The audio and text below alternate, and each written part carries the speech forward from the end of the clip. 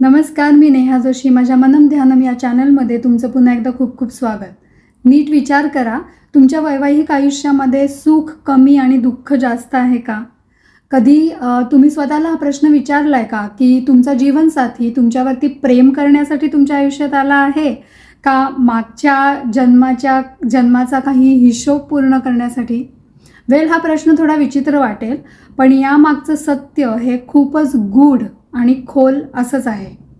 गरुड पुराण आणि कर्मशास्त्र यांच्यानुसार विवाह हा योगायोग नसतो, तो असतो दोन आत्म्यांचा ऋणानुबंध. म्हणजेच ज्याच्याशी तुमचं लग्न झालेलं आहे त्या व्यक्तीसोबत तुमचं काहीतरी पूर्वजन्माचं नातं नक्कीच आहे आणि काहीतरी अपूर्ण कर्म करण्यासाठी या जन्मात पण तुम्ही जवळ आला आहात. जे नातं किंवा अनुभव मग तो अपूर्ण प्रेमाचा असेल किंवा अपूर्ण कर्माचा असेल, जो आधीच्या कुठल्या तरी जन्मात अपूर्ण राहिला होता, तो पूर्ण करण्यासाठी ही भेट झाली आहे. म्हणजेच आपण असं म्हणू शकतो की विवाह हा फक्त दोन व्यक्तींचा करार नसतो, तर तो दोन आत्म्यांचा, दोन संस्कारांचा आणि दोन जन्मांच्या प्रवासांचा एक आध्यात्मिक मिलाप असतो. तर काही विवाह खूप इझी गोईंग आणि आनंदी असतात. म्हणजेच मागच्या जन्मातल्या चांगल्या कर्मांमुळे तयार झालेलं हे नातं असतं. यालाच म्हणतात पुण्य अनुबंध. पुण्य अनुबंधामुळे झालेले विवाह कसे दिसतात? तर जर पती पत्नींमध्ये पुण्य अनुबंध असेल तर मग अर्थातच एकमेकांबद्दल नैसर्गिक प्रेम आणि आदर असतो, समजूतदारपणा आणि सहकार्य असतं. कमी बोलूनही एकमेकांच्या भावना अगदी व्यवस्थित बरोबर समजतात. अडचणी ऑफकोर्स येतात, पण त्यामुळे ते नातं तुटत नाही. उलट दोघं मिळून अडचणींमधून मार्ग काढतात. एकमेकांच्या ग्रोथसाठी दोघंही हेल्प करतात, एनकरेज करतात. त्यामुळे अर्थातच असं नातं सुखी संसार निर्माण करतं, जिथं ते दोघं एक्सपिरियन्स करतात प्रेम, शांती, आदर, आनंद. पुण्य अनुबंध असलेली नाती या जन्मात जरी एफर्टलेस किंवा सहज अशी वाटली तरी त्यामागे त्या आधीच्या कित्येक जन्मांचं कर्म असू शकतं, हे लक्षात घेतलं पाहिजे.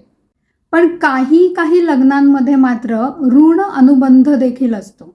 म्हणजेच काही मॅरेजेस कार्मिक मॅरेजेस असतात. आता कार्मिक मॅरेज म्हणजे काय?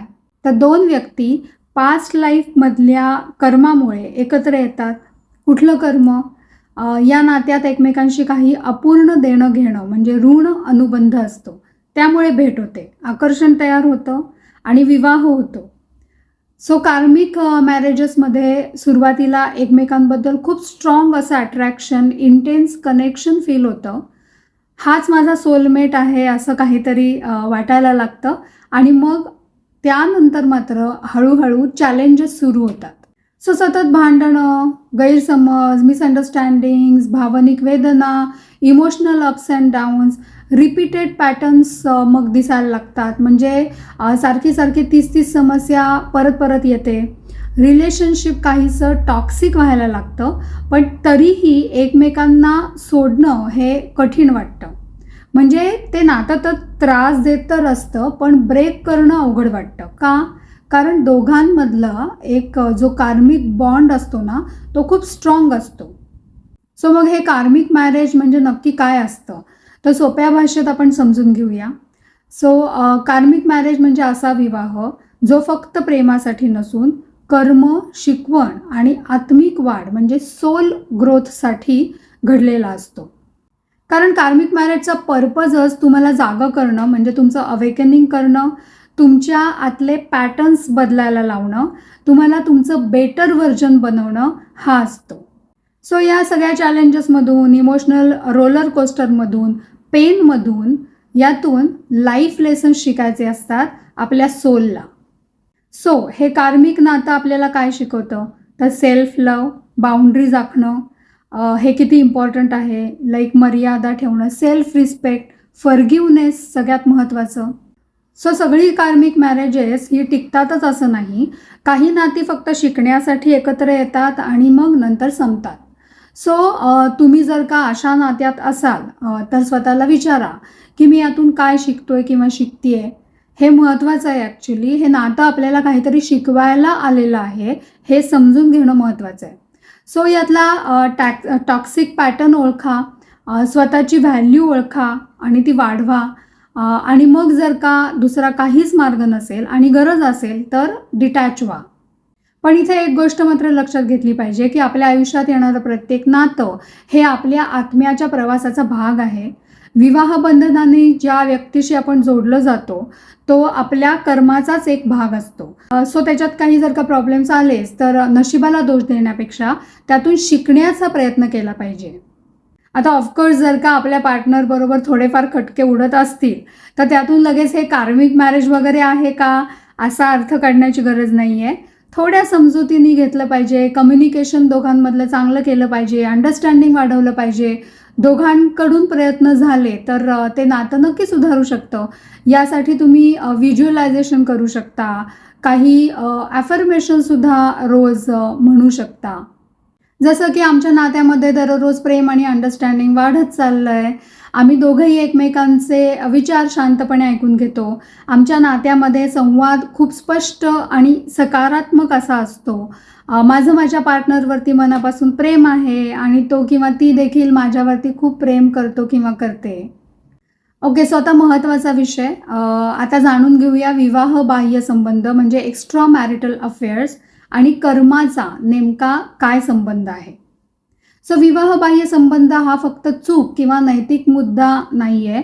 तो खूप वेळेला कर्म किंवा भावनिक गरजा किंवा आत्म्याच्या आपल्या शिकण्याच्या प्रवासाशी सुद्धा जोडलेला असतो. सो आता पहिला प्रश्न, कर्म म्हणजे काय? तर कर्म म्हणजे विचार आणि कृती प्लस त्याचा परिणाम म्हणजेच कॉज अँड इफेक्ट. आपण जे विचार करतो, कृती करतो, अनुभवतो त्याचे परिणाम आपल्या आयुष्यामध्ये दिसतात आज ना उद्या, म्हणजे कधीतरी लगेच दिसतात, कधी उशिरा, कधी पुढच्या जन्मात सुद्धा.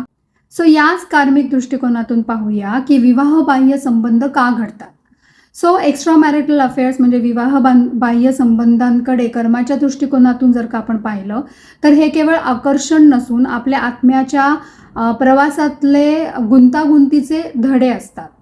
आता हे संबंध असे का घडतात तर याची काही कार्मिक रिझन्स आहेत ती समजून घेऊया. सो पहिलं म्हणजे अपूर्ण कर्म, दॅट इज अनफिनिश्ड कर्मा. अनेकदा आपण मागच्या जन्मातल्या एखाद्या व्यक्तीला पुन्हा भेटतो ज्याच्याशी आपलं देणं घेणं किंवा भावनिक बंध अपूर्ण राहिलेले असतात आणि तेच पूर्ण करण्यासाठी ही भेट होते. ह्याला कॉलिंग ऑफ द सोल असंही म्हणतात. मी एक सर्टिफाईड हिप्नोथेरपिस्ट आणि पास्ट लाईफ रिग्रेशन प्रॅक्टिशनर आहे. माझ्याकडे जेव्हा या अशा केसेस येतात एक्स्ट्रा मॅरिटल अफेअरबद्दल तेव्हा मोस्टली एक्स्ट्रा मॅरिटल रिलेशनमध्ये असणाऱ्या व्यक्तीला या अशा रिलेशनशिपमधून बाहेर पडायचं असतं, पण काही ना काही कारणांनी ते शक्य होत नसतं. मनात एक गिल्ट असतं, भीती, गोंधळ असं बरंच काय काय असतं. हे असं आपण का केलं असं पण वाटत असतं. मग PLR केल्यानंतर लक्षात येतं त्याचं कारण जे पास्ट लाईफमध्ये घडलेलं असतं, त्यातून आपल्याला काय शिकायचं ते लक्षात येतं आणि मग या आयुष्यामध्ये योग्य निर्णय घेणं हे एकदम इझी जातं. यासाठी अर्थातच सेल्फ लव्ह, बाउंड्रीज आखणं आणि स्वतःला आणि दुसऱ्यांना क्षमा करणं ह्या गोष्टी पण अतिशय महत्त्वाच्या आहेत. दुसरं कारण एक्स्ट्रा मॅरिटल अफेअरचं असू शकतं की ऊर्जेची कमतरता. म्हणजे जेव्हा आपल्या चालू असलेल्या नात्यामध्ये आत्म्याला अपेक्षित असलेली ऊर्जा, आदर किंवा प्रेम मिळत नसेल तेव्हा व्यक्ती अजाणतेपणे कळत नकळतपणे ती ऊर्जा बाहेर शोधायला लागते. तसंच काही वेळेला आकर्षण आणि मोह म्हणजे डिझायर आणि टेम्पटेशनमुळे सुद्धा असे संबंध घडतात. मनाचा तात्पुरता मोह किंवा बाह्य आकर्षणामुळे कधीकधी निर्णय चुकतो. आता इथे जे कर्म घडतंय ते या जन्मामध्ये वर्तमानामध्ये आहे. सो मग या कर्माचे परिणाम म्हणजे कॉन्सिक्वेन्सेस ऑफ धिस कर्मा काय होतात तर विवाह बाह्य संबंधांमुळे भावनिक वेदना, गिल्ट तयार होतं, ट्रस्ट इश्यूज तयार होतात, मानसिक ताण, स्ट्रेस वाढतो. या ठिकाणी हे कर्म आपल्या हातून झालेलं असतं ते आपल्याला शिकवण देणारं कर्म म्हणजे लर्निंग कर्मा त्याला म्हणतात असं असतं. अशा वेळेला एक हिलिंग अप्रोच याकडे आपण ठेवला पाहिजे. सो सगळ्यात आधी ऑनेस्टली स्वतःला विचारा की मी हे का करतो आहे किंवा करते आहे. ही भावनिक गरज आहे की हा मोह आहे. मी कुणाला दुखवतोय का किंवा दुखावते का. यातून मला खरंच खरा आनंद मिळतोय का. हे करणं आवश्यक आहे का खरंच. आणि मग याचं उत्तर नाही असं असेल तर मग केलेल्या कृतीची रिस्पॉन्सिबिलिटी घ्या, स्वतःला आणि इतरांना माफ करा, गिल्टमध्ये अडकू नका, पण शिकून त्यातून पुढे जा, आयुष्यात बॅलन्स आणण्याचा प्रयत्न करा. यासाठी आपण मेडिटेशन, जर्नलिंग पण करू शकतो. त्यामुळे मन स्थिर होतं आणि योग्य निर्णय घेण्यासाठी नक्कीच याची मदत होते. आता विवाहाशी रिलेटेड अजून एक महत्त्वाचा विषय म्हणजे घटस्फोट, डिवोर्स. कर्माच्या दृष्टिकोनातून पाहूया. सो कर्माच्या दृष्टिकोनातून डिवोर्स, घटस्फोट ही केवळ दोन व्यक्ती कायदेशीर रीतीनं वेगळं होणं नसून ती दोन आत्म्यांच्या प्रवासातली एक अतिशय महत्त्वाची घटना असते. म्हणजेच घटस्फोट का होतो याची कार्मिक रिझन्स काय आहेत, तर ऋणानुबंध संपतात, म्हणजेच त्याला कंप्लीशन ऑफ डेट असं म्हणतात. म्हणजे कर्माच्या सिद्धांतानुसार प्रत्येक व्यक्ती आपल्या आयुष्यामध्ये एका ठराविक कारणासाठी येते. जेव्हा त्या व्यक्तीसोबतचे तुमचं देणं घेणं किंवा कर्माचा हिशोब पूर्ण होतो तेव्हा निसर्गच तुम्हाला वेगळं करतो, सेपरेट करतो. दुसरं कारण म्हणजे आपण आपल्या आत्म्याचा विकास करण्यासाठी आलो, इकडे जन्म घेतलाय, म्हणून सोल ग्रोथसाठी हे होतं. म्हणजे काही वेळेला त्या नात्यात राहून आपण आपल्या आत्म्याची प्रगती खुंटते. अशा वेळेला स्वतःची ओळख पटवून देण्यासाठी आणि पुढील प्रवासासाठी घटस्फोटासारखी परिस्थिती निर्माण होते. तसंच मागच्या जन्मातले आपले काही कर्म असेल, तर म्हणजे मागच्या जन्मात आपण एखाद्याचं नातं विनाकारण तोडलं असेल किंवा कुणावरती अन्याय केला असेल, तर या जन्मात आपल्याला पण त्या वेदनेतून जावं लागतं. सो घटस्फोटासारख्या सिच्युएशनमधून तुम्ही जर का जात असाल तर यातून काय शिकलं पाहिजे, सोल लेसन्स कुठले आहेत, तर पहिलं म्हणजे लेटिंग गो. एखादी गोष्ट किंवा व्यक्ती पकडून ठेवण्यापेक्षा तिला सन्मानानं सोडून देणं हा कर्माचा मोठा धडा असतो. तसंच अनेकदा आपण जोडीदारावरती इतकं अवलंबून राहतो की स्वतःला पण विसरून जातो. घटस्फोट आपल्याला स्वतःच्या पायावरती उभं राहायला आणि स्वतःची ताकद ओळखायला शिकवतो. पुढचा अतिशय महत्त्वाचा लेसन म्हणजे क्षमाशीलता, म्हणजेच फॉरगिव्हनेस. घटस्फोटाच्या प्रक्रियेमध्ये एकमेकांवर आरोप करण्यापेक्षा शांतपणे एकमेकांना माफ करून वेगळं होणं चांगलं, कारण यामुळे नवीन कर्मांचं ओझं तयार होत नाही. सो कर्माचं ओझं कमी कसं करायचं, तर जर घटस्फोट अटळ असेल तर तो कडू आठवणींनी करण्यापेक्षा कृतज्ञतेने करावा. ज्या व्यक्तीनं तुमच्या आयुष्यामध्ये येऊन तुम्हाला जे काही धडे शिकवले असतील त्याबद्दल मनामध्ये त्याबद्दल आदर बाळगावा. यामुळे तुमची कार्मिक सायकल तिथेच संपते आणि तुम्ही तुमच्या नवीन आयुष्याची सुरुवात कुठल्याही इमोशनल बॅगेजशिवाय करू शकता. थोडक्यात घटस्फोट म्हणजे आयुष्याचा शेवट नाही आहे, तर एका जुन्या कर्माच्या पुस्तकाचा शेवट आणि नवीन अध्यायाची सुरुवात आहे. जुन्या ओझ्यातून मुक्त होण्याची ही एक संधी आहे. बरेच वेळा घटस्फोट झाल्यानंतर कुठेतरी अडकल्यासारखं किंवा स्टक झाल्यासारखं वाटतं. आपण यातून बाहेर पडूच शकणार नाही असं काही डिप्रेसिव्ह फिलिंग येतं, नैराश्य येतं. मग आपण पास्ट लाईफ रिग्रेशनमध्ये मुळात हे का घडलं, त्याआधी ह्यासाठी या आधीच्या कुठल्या जन्माचं कर्म कारणीभूत होतं का, यामध्ये आपल्याला काय शिकायचं आहे याची उत्तरं सापडवू शकतो. यातून बाहेर पडायला यामुळे नक्कीच मदत होते. तुम्हाला जर का तुमच्या नातेसंबंधांबद्दल म्हणजे रिलेशनशिपबद्दल असे काही प्रश्न असतील आणि पास्ट लाईफ रिग्रेशनमध्ये याची उत्तरं मिळतील असं वाटत असेल तर यासाठी माझ्याशी संपर्क नक्की करा. मी तुम्हाला नक्की मदत करू शकेन. आपल्या आयुष्यातली अतिशय महत्त्वाची, नाजूक, खाजगी आणि प्रायव्हेट अशी ही गोष्ट असते, म्हणून सगळी कन्सल्टेशन्स आणि सगळी सेशन्स ही गोपनीय म्हणजेच अर्थातच कॉन्फिडेन्शियल असतात. त्यामुळे तुम्हाला काळजी करण्याची गरज नाही आहे. तुम्हाला हा व्हिडिओ आवडला असेल, इन्फॉर्मेटिव्ह वाटला असेल तर लाईक नक्की करा, शेअर पण करा. माझ्या चॅनलला अजून सबस्क्राईब केलं नसेल तर सबस्क्राईब पण नक्की करा. आणि तुम्हाला रिलेशनशिपच्या संदर्भामध्ये काही प्रॉब्लेम्स असतील, इश्यूज असतील तर मला कॉन्टॅक्ट नक्की करा. I will definitely help you in what ever way I can.